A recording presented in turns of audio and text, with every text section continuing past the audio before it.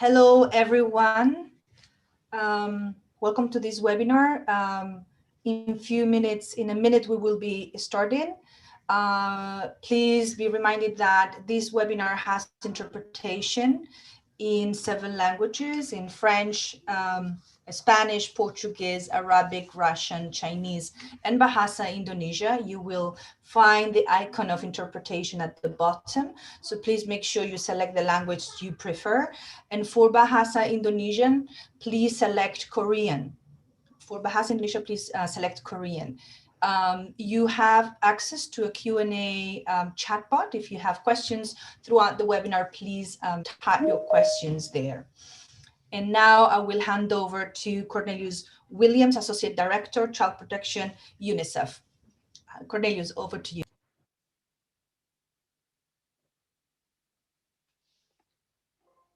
Good morning, everybody, and good afternoon and good evening, as this is from all over the world. Thank you, Rocio.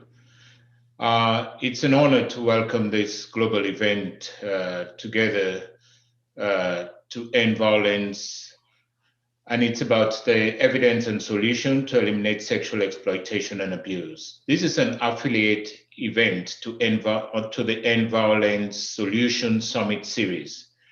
This event is co-hosted by Unicef, the Special Representative to the Secretary General on Violence Against Children, and the End Violence Global Partnership. Brief introduction.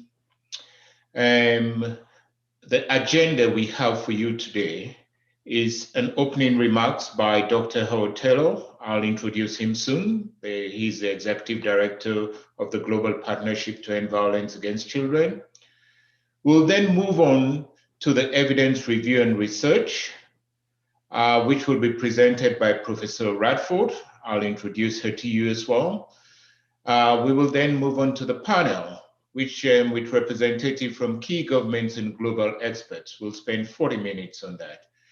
And the question and answer will be 15 minutes. And then the closing remarks by the Special Representative to the Secretary General on Violence Against Children, Najat Mallah, will be 5 minutes.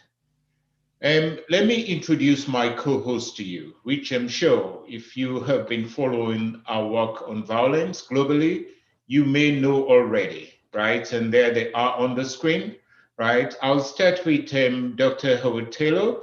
He's the Executive Director of the Global Partnership to End Violence Against Children. Previously, Howard worked as Vice President and Managing Director of the Nike Foundation, the driving force behind the Girl Effect. Actually, those of us who have been working in child protection will know how impactful the Girl Effect was and how game-changing it was. Howard also held senior roles across the UK government, including at the Department for International Development, Cabinet Office, and the Foreign Office. Howard serves on the board of the We Protect Global Alliance and is a member of the International Telecommunications Union Broadband Commission Working Group on Child Online Safety. Please join me in welcoming Howard. Actually, if we were live today and in the same room, we would be giving a round of applause, Howard, actually, right? And then let me move on to the Special Representative of the Secretary General on Violence Against Children, Dr. Najat Mallah. Dr. Najat actually holds a doctorate in general medicine from the University of Rabat with a specialization in pediatrics and neonatology. She was the head of the pediatrics department and director of the Hassini Mother and Child's Hospital in Casablanca. Dr. Najat was also a member of the Moroccan National Council on Human Rights and founder of the non-governmental organization BAYET, the first program addressing the situation of children living and working in the streets of Morocco. She served as United Nations Special Rapporteur on the sale of children, child prostitution, and child pornography. She has a master's in human rights from the Human Rights Institute in Geneva. She's the recipient of numerous awards and honors for her strong commitment to protecting the rights of the child. I'll now give the floor to Howard for the opening remarks. Howard, over to you. Cornelius, thank you very much for that very generous introduction. It's truly a privilege to co-host today's event, both with you and Unicef and with Najat, the Office of the Special Representative of the Secretary General on Violence Against Children, and to gather with so many partners and friends all over the world, some who are meeting, I know, in the evening and night, but we all share the same determination and commitment to end all forms of violence against children. Thank you to everyone who has joined us today. As Cornelius mentioned, this event today is part of the Together to End Violence campaign and Solutions Summit series. And that series is an opportunity for us all to gather like this, to showcase and share affordable evidence-based solutions, and in doing so, to elevate efforts to address violence against children, both during the COVID-19 pandemic, but also in post-pandemic budgeting and planning. And in doing so, making that case, raising awareness to secure new political and funding commitments. And as Cornelius has said, today we're going to hear from leaders and experts on the extent, the nature, the consequences of child sexual exploitation and abuse. But critically, we're also going to hear evidence on effective interventions and strategies to prevent and respond to it. One of those pieces is the UNICEF's evidence review, which we'll hear more about shortly, which confirms, worryingly, that there is an epidemic of sexual abuse against children, and that the epidemic has no boundaries. It occurs in every country and in every community.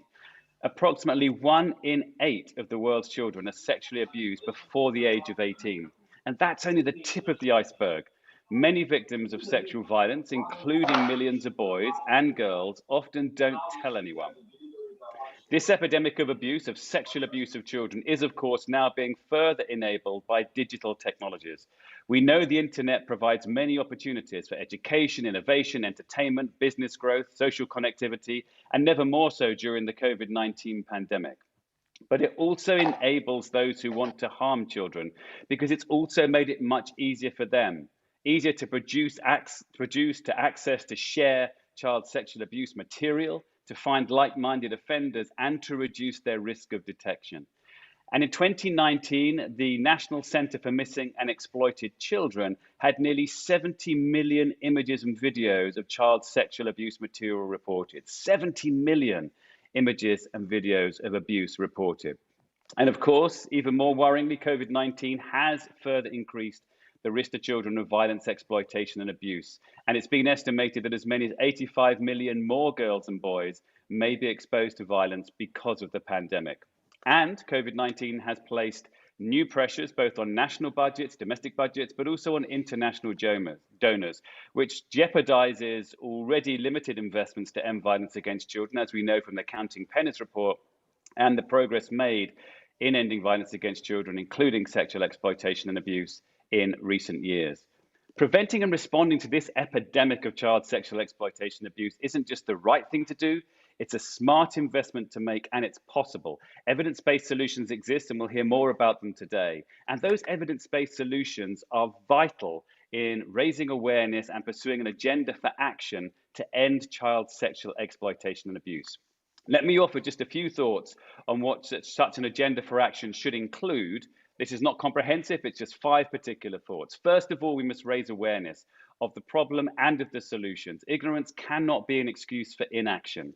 And when we work with media and other partners to break the silence, we must be careful that we neither sensationalize nor sanitize the nature and impact of sexual exploitation and abuse on individual children. And nor must we offer a counsel of despair. Solutions that are scalable do exist. Secondly, we need to start talking about the demand side. That means investing in prevention and starting to grapple with some uncomfortable truths. This is a societal problem. Those who sexually abuse children and those who produce, who share, who consume sexual abuse material of children online are a cross-section of society. They're not a homogenous group. They exist in our neighborhoods, in our workplaces, in our sports clubs, and in our faith communities. Thirdly, efforts to expand digital connectivity must go hand in hand with child safety. The internet brings huge potential for children, but it enables child sexual exploitation and abuse at